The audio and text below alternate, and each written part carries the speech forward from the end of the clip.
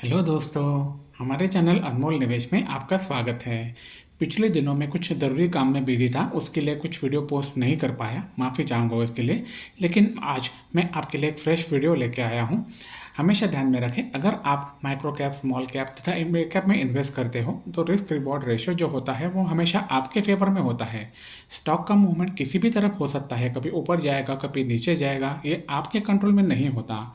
इसलिए आप उतना ही पैसा माइक्रो कैप, स्मॉल कैप में इन्वेस्ट करें जो अगर खोना पड़े तो खोने के लिए आप रेडी है। और अगर ऐसा रिस्क लेने से आपको रात की नींद नहीं आती है तो बेहतर यही होगा कि आप ऐसा इन्वेस्टमेंट करने से पहले अच्छा खासा रिसर्च करें, उसके बाद में ही इन्वेस्ट करें। अगर आप माइक्रो कैप, स्मॉल कैप में इन्वेस्ट करते हो तो रिस्क जो होता है वो एकदम लिमिटेड होता है। Micro cap, small cap, mid cap में बहुत ज़्यादा रिटर्न मिलने की संभावना हमेशा बनी रहती है, क्योंकि आपके जो शेयर मल्टीबैगर बनते हैं, जो आपके शेयर्स लॉस कर रहे हैं उसका पैसा तो आपको बना कर देते ही हैं, लेकिन उससे कई गुना ज़्यादा पैसा आपको बना कर देते हैं और आपका पोर्टफोलियो वैल्यू कई गुना बढ़ा देते हैं। लेकिन इनमें एक बात ज़रूरी है, आपको अपने शेयर्स लंबे समय के लिए होल्ड करने होंगे। आज हम एक मिड कैप कंपनी के बारे में बात करेंगे जिसका मार्केट कैप है 11,143 करोड़ रुपीस, करंट प्राइस है 440, 52 वीक हाई है 495 और लो है 253। स्टॉक का पीई है 16.6 और इंडस्ट्री पीई है 14.3।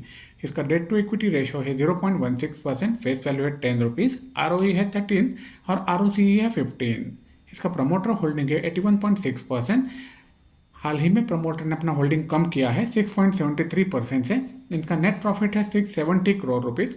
एफआईआई होल्डिंग है 1.84% और चेंज इन एफआईआई होल्डिंग आता है 1.19%। मतलब हाल ही में एफआईआई ने अपना होल्डिंग इस कंपनी में बढ़ा दिया है। कंपनी के कोई भी शेयर्स प्लेज नहीं किए हुए हैं। कंपनी के कंपाउंडेड सेल्स ग्रोथ अगर देखा जाए तो टीटीएम आ रहा है 14%, पिछले तीन साल में 42, 5 साल में 27%। कंपाउंडेड प्रॉफिट ग्रोथ आ रहा है टीटीएम -60%, इसके बारे में आगे बात जरूर करेंगे। पिछले 3 साल में 36%, 5 साल में 15%। कंपनी का स्टॉक प्राइस सीएजीआर आ रहा है 1 साल में 43%। रिटर्न ऑन इक्विटी भी लास्ट ईयर 13% पे देखा गया था। कंपनी के बिजनेस डिटेल की जानकारी ले लेते हैं। ये कंपनी भारत की मेटल प्रोड्यूसर लीडिंग कंपनी है। भारत भर में इन फेरो एलॉय जो मैन्युफैक्चर करते हैं, इंस्टॉल कैपेसिटी के अनुसार यह भारत की 4th लार्जेस्ट कंपनी है स्पंज आयन इंडस्ट्री में। ये कंपनी लॉन्ग स्टील प्रोडक्ट के अलग अलग प्रोडक्ट मैन्युफैक्चर करती है, जैसे कि ferro alloys, iron pellets, sponge iron, steel billets, TMT, structural products, wire rod इत्यादि। यह कंपनी ने फिलहाल भी प्लानिंग किया हुआ है अपना प्रोडक्ट पोर्टफोलियो जो होता है वो बढ़ाने का, जैसे कि blast furnace, ductile ion pipes, aluminium foil इत्यादि भी कंपनी मैन्युफैक्चर करने के बारे में सोच रही है।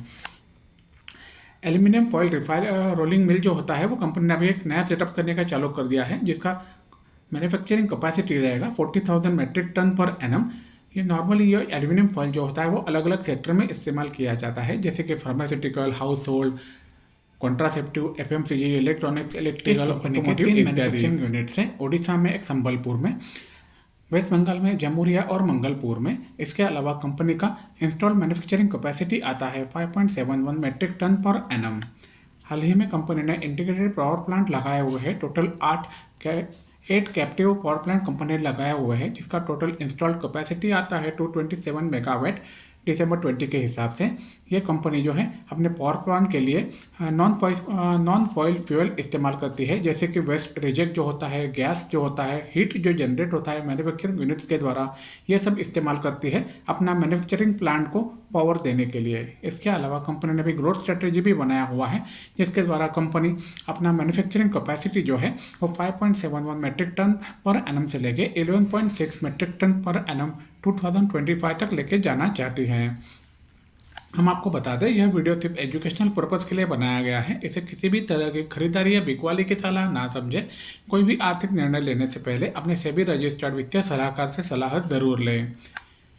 कंपनी के क्वार्टरली प्रॉफिट और लॉस स्टेटमेंट को अगर देखा जाए तो हम देख सकते हैं दिसंबर 20 में कंपनी का सेल था 1700 करोड़ रुपीज़, जो लगातार बढ़ते हुए सितंबर 22 में हो गया है 3085 करोड़ रुपीज़, दिसंबर 22 में 2922 और जून 23 में हो गया है 3307 करोड़ रुपीज़। हम देख सकते हैं एक्सपेंसिव भी बढ़ाने पड़ते हैं कंपनी को अगर सेल बढ़ाना है तो, इसलिए एक्सपेंसिव बढ़े हुए हैं 1346 करोड़ थे दिसंबर 20 में, जो सितंबर 22 में 2842 करोड़ हुए।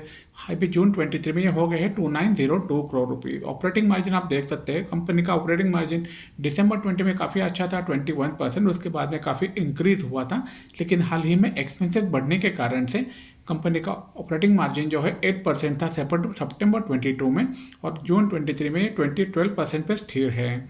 नेट प्रॉफिट आप देख सकते हो ऊपर नीचे होते हुए, जून 23 में कंपनी का नेट प्रॉफिट है 235 करोड़ रुपीज़। कंपनी के ईयरली प्रॉफिट और लॉस स्टेटमेंट की अगर बात की जाए तो हम देख सकते हैं मार्च 18 में कंपनी का सेल्स था 3747 करोड़ रुपीज़, जो बढ़ते हुए मार्च 23 में हो गया है 12,610 करोड़ रुपीज़। एक्सपेंसिव भी बढ़े हुए हैं, 11,124 रुपीज़ हो चुके हैं, करोड़ रुपीज़ हो चुके हैं। इसका कारण से ऑपरेटिंग मार्जिन हम देख सकते हैं 12% पे मेंटेन है। कंपनी का नेट प्रॉफिट आ रहा है मार्च 23 में 848 करोड़ रुपीज़। अभी हमने जो बातें की वो आपको ग्राफिकल रिप्रेजेंटेशन में ज़्यादा अच्छी तरह से समझ आएगी। कंपनी के बैलेंस शीट की अगर बात की जाए तो हम देख सकते हैं कंपनी का शेयर कैपिटल था मार्च 18 में 47 करोड़ रुपीज़। उसके बाद में कंपनी ने शेयर कैपिटल बढ़ाया हुआ है, मार्च 21 में था ये 234 करोड़ रुपीज़, और मार्च 23 में उन्होंने कर दिया है 255 करोड़ रुपीज़। इसके साथ में कंपनी के रिजर्व हम कंटिन्यूसली बढ़ते हुए देख सकते हैं। मार्च 18 में थे ये 1807 करोड़ रुपीज़, उसके बाद में मार्च 22 में हो गए थे 5580 करोड़ रुपीज़, और मार्च 23 में 6907 करोड़ रुपीज़। ये काफ़ी अच्छी बढ़ोतरी दिखाई है कंपनी ने अपने रिजर्व में। ये रिजर्व जो है वो कंपनी अपने बोनस शेयर देने के लिए इस्तेमाल कर सकते हैं, या फिर कंपनी जो इंस्टॉल्ड शेयर कैपेसिटी बढ़ा रही है उसमें जो लोन्स लगेंगे वो लोन्स उसको कम लेने पड़ेंगे, ये रिजर्व होने के कारण से। ये कंपनी के लिए काफ़ी अच्छी चीज़ होगी।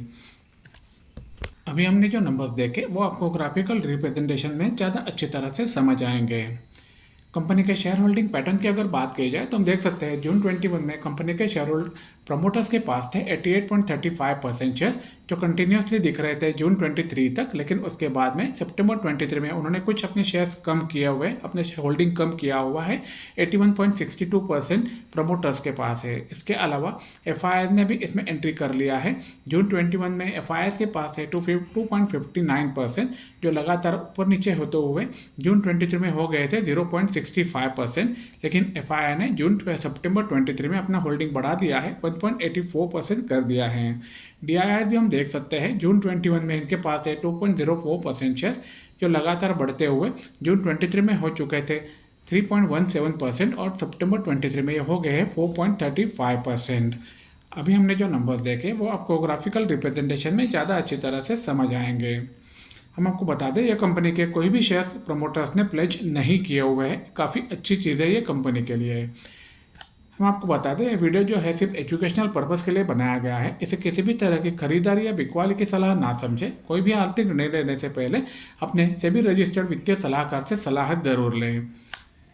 कंपनी के एक साल की चार्ट की अगर बात की जाए तो आप देख सकते हैं दिसंबर 22 में कंपनी का शेयर प्राइस था 300 के आसपास में।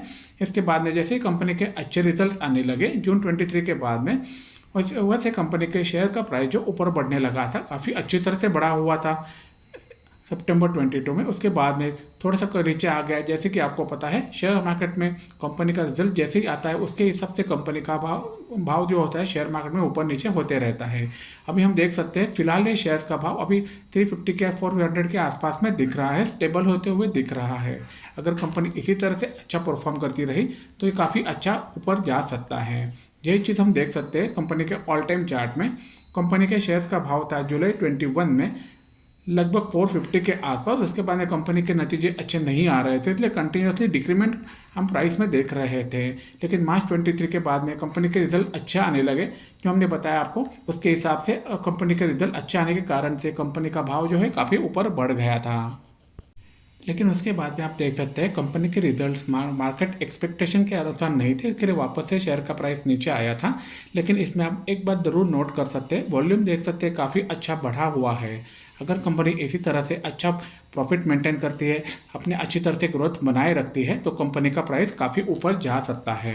हम जिस कंपनी की बात कर रहे हैं उस कंपनी का नाम है श्याम मेटालिक्स लिमिटेड। ये कंपनी मेटल प्रोड्यूसिंग कंपनी है। भारत भर में टोटल फेरो अलॉयज के मामले में ये कंपनी 4th नंबर पर आती है। अगर आपको ये वीडियो पसंद आया हो तो लाइक करें, कमेंट करें, शेयर करें, सब्सक्राइब करें।